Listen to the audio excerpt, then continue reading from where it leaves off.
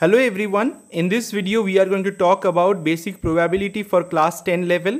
Here I will tell you some definitions and basic properties of probability.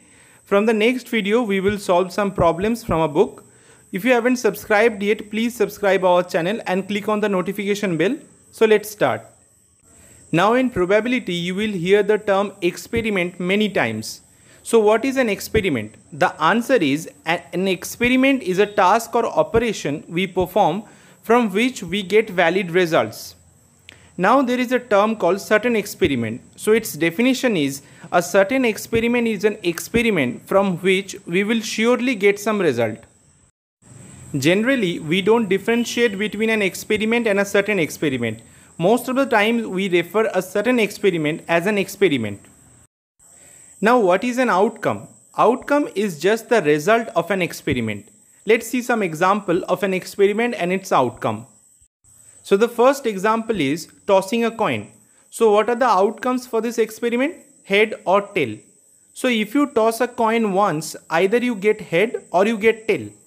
So here how many possible outcomes are there? It is 2. Okay. Second example is rolling a die. What are the possible outcomes for this? 1, 2, 3, 4, 5, 6. So here how many possible outcomes are there? It is 6. Okay. Another example is, let's say we have a bag in which we have 10 balls. 5 balls are red and 5 balls are black. Now the experiment is pick a ball from the bag. So what can be the possible outcomes for this? The chosen ball can be either red or black. So how many possible outcomes are there for this experiment? It is nothing but the total number of balls, which is 10. Because when you pick a ball from the bag, any one of those 10 balls can be picked. Okay. Now what is a random experiment? So the definition is a random experiment is an experiment in which you cannot predict the result with surety. What does that mean? Let's take an example of tossing a fair coin. What are the possible outcomes? Head or tail? Now can you say that after you toss the coin once, I will definitely get head? No, you cannot say that because it is a fair coin, so tail can come. Okay, so this experiment is a random experiment. Similarly, for the example where we have a bag and in that bag 10 balls are there in which 5 balls are red and 5 are black. You cannot say that if you pick a ball from the bag without looking into it, you will surely get a red ball because the ball can be black also. So this is where the probability comes into picture, but before going into that, some more definitions you need to know. So what is a sample space? We were talking about outcomes, right? The collection of all possible outcomes of an experiment is called the sample space. Let's see some example here. So the experiment is tossing a coin. So outcomes are head and tail. So the sample space is just head, tail. It is nothing but a set. For the experiment rolling a die, the outcomes are 1, 2, 3, 4, 5, 6. So what is the sample space for this experiment? It is just 1, 2, 3, 4, 5, 6. Now we will know about events. The definition is following.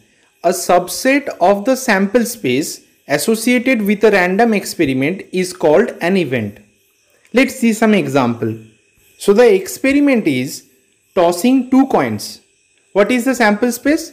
It is head head, head tail, tail head, tail tail. So this HH, it means first coin has the head and the second coin has head.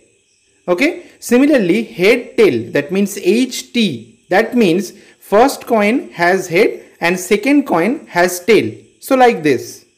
So some events for this experiment are like this. First event is getting 2 heads.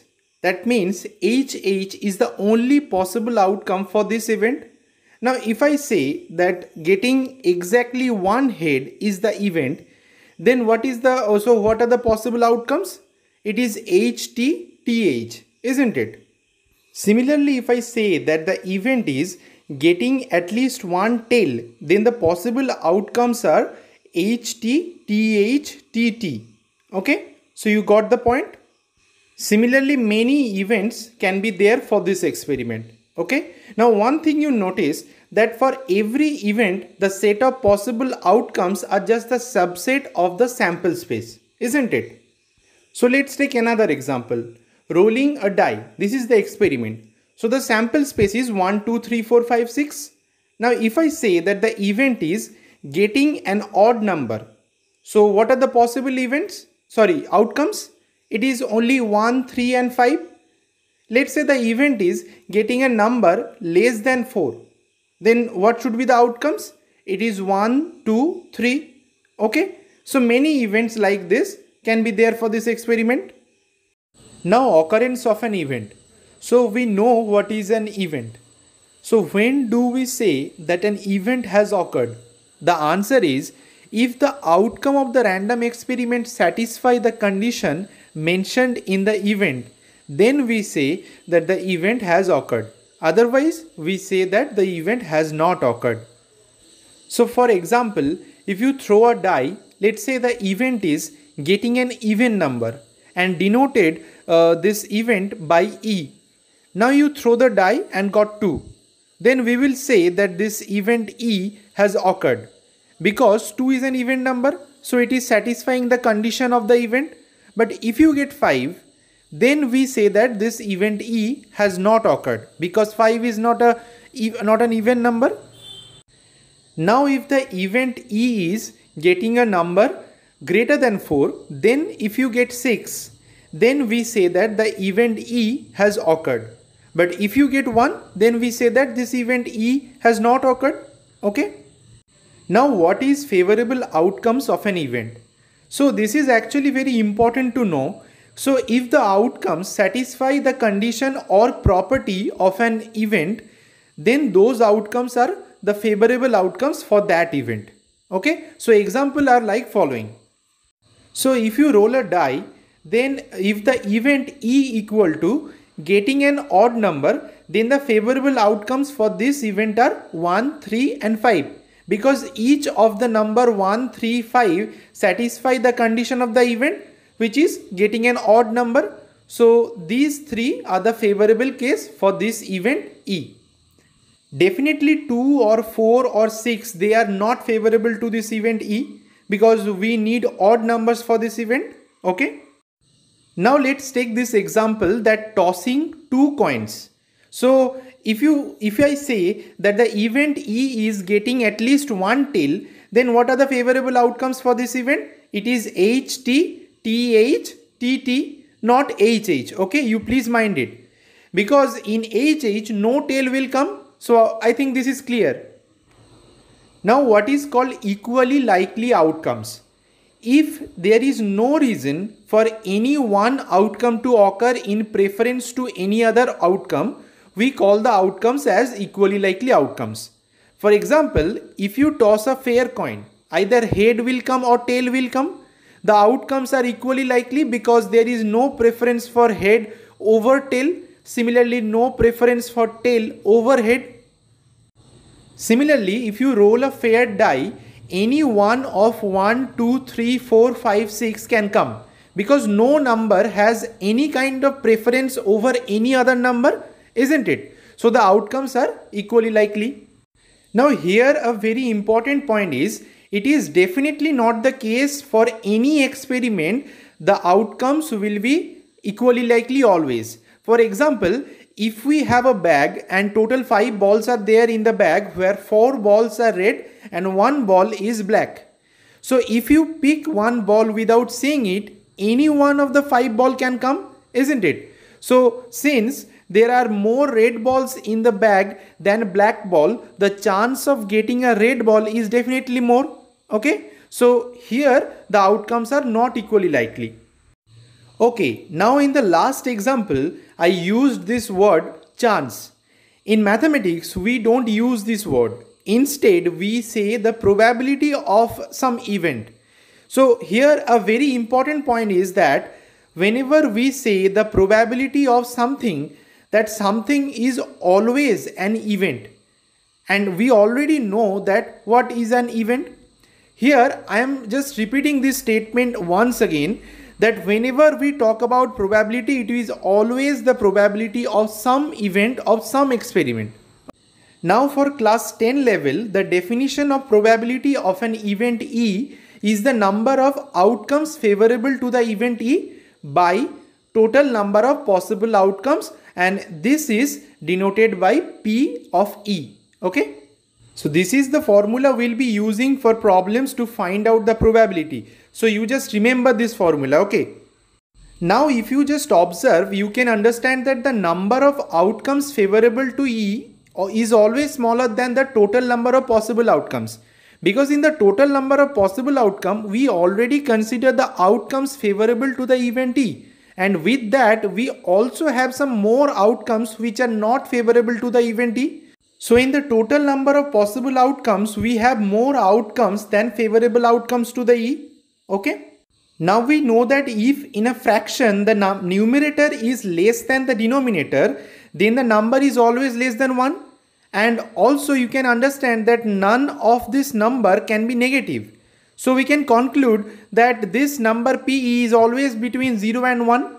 So any probability of any event you take, it will always be greater than equal to 0 and less than equal to 1. So now there are some simple terms like sure event, impossible event, etc. Let's first come to the definition of sure event. An event which always happens is called sure event. If I say this in a more formal or mathematical way, then the definition of sure event is, it is an event which contains the whole sample space. If I give an example, it will be more clear. For example, when we roll a die, if I say the event is getting a number less than 7, then that is a sure event, because for this experiment, outcomes are 1, 2, 3, 4, 5, 6 and all of them are less than 7. So whenever you roll a die, you will definitely get a number less than 7. That is why this event is a sure event. Also you can notice that the whole event contains the sample space, because the sample space is nothing but 1, 2, 3, 4, 5, 6, which is just equal to this event. Okay. Here a very interesting point is that, do you agree that the sample space for an experiment is an event?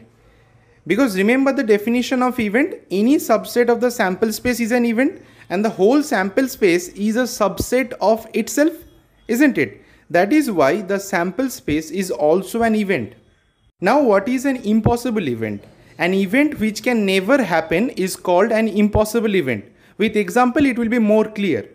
For the same example as before, if you roll a die and I say that the event is getting a number greater than 7, then it is an impossible event, because you will never get some number which is more than 7. Now let's see what is an elementary event and compound event. An event which has only one favorable outcome is called an elementary event, and compound event is the event which has more than one favorable outcomes. Just take an example and it will be more clear. So let's take the example of tossing two coins. Here if I say that the event is getting 2 heads, so what are the favorable outcomes for this event? It is only H. So you can see that the number of favorable outcomes for this event is just 1. So it is an elementary event. Okay. Whereas if I say that the event is getting at least 1 head, then the favorable outcomes are HH, HT, TH, isn't it? So this is a compound event because the number of favorable outcome is more than 1. Okay. Now this is the last thing for probability for class 10 level, and it is complementary events. It will be very much useful when you will solve the exercise problem. Suppose we have an event E. Now if I say that the event is not E, then what will happen? So we denote this not E event as E bar or EC or E prime. Okay, and this is called the complementary event of E. So E bar means whatever property the event E has, it is just the opposite of E, or I should say negative of E. Okay, an example will give you a clear idea. So let's take the example of rolling a die. Now here if I say that the event E is getting a number less than 3, so E will be 1, 2. Okay. Now what is not E event? It is just 3, 4, 5, 6 because not E means not getting a number less than 3, which means getting a number greater than or equal to 3, which means it is either 3 or 4 or 5 or 6. Let's take another example. 10 balls are there in a bag, 5 balls are red and 5 balls are black, and you need to pick a ball without seeing it. So if the event E is getting a red ball, so not E means not getting a red ball, that means getting a black ball because only 2 colored balls are there in the bag. Okay. So let's take another example, which is tossing 2 coins. So outcomes are HH, HT, TH, TT. Now the event E is getting 2 heads. So E equal to HH. Now what is the complementary event or complement of E? It is just not getting 2 heads. Means the E bar should be HT, TH, TT. I hope this is clear. If it is not clear, please tell me in the comment box or like our Facebook page. There also you can tell your problem. Now there is one last result which is very useful to solve some problems, and that result is PE plus PE bar is equal to 1. This is true for any event E for any experiment. That means probability of any event plus probability of the complement of that event is just 1. Very useful result, just remember this. At class 10 level, you don't need to know more about this. As you can see that from this formula, you can write PE equal to 1 minus PE bar. Similarly, PE bar equal to 1 minus PE. These formulas will be very useful for problem solving, and you just remember them, okay? So this is it for this video. From the next video of probability, we will solve some exercise problem. I hope you like this video, and if you do, please hit the like button. Also share this video with your friends. I will see you in the next video.